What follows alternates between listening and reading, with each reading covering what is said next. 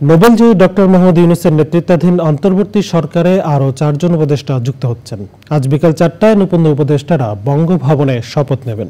নতুন উপদেষ্টারা শপথ নিলে সদস্য সংখ্যা হবে ২১। রিপোর্ট আরও জানাচ্ছেন মিথিলা নাজনীন।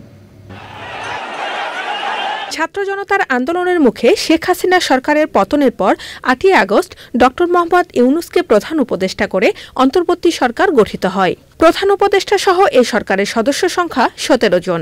যুক্ত হতে যাচ্ছেন আরও ৪ জন। প্রধান উপদেষ্টার বিশেষ সহকারী এবং সাবেক মন্ত্রিপরিষদ সচিব আলী ইমাম মজুমদার উপদেষ্টা হচ্ছেন। ১৯৭৭ সালে বাংলাদেশ সিভিল সার্ভিসে প্রশাসন ক্যাডারে যোগ দিয়ে সরকারের মাঠ পর্যায় থেকে শুরু করে সর্বোচ্চ নীতি নির্ধারণী পর্যায়ে কাজ করেন তিনি।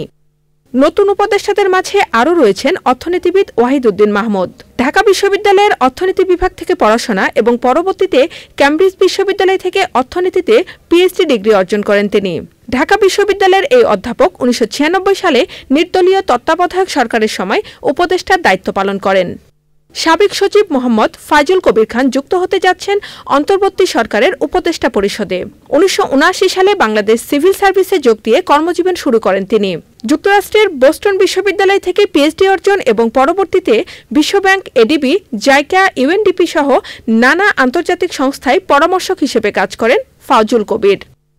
সাবেক সেনা কর্মকর্তা লেফটেন্যান্ট জেনারেল জাহাঙ্গীর আলম চৌধুরী তৎকালীন বাংলাদেশ রাইফেলসের মহাপরিচালক ছিলেন।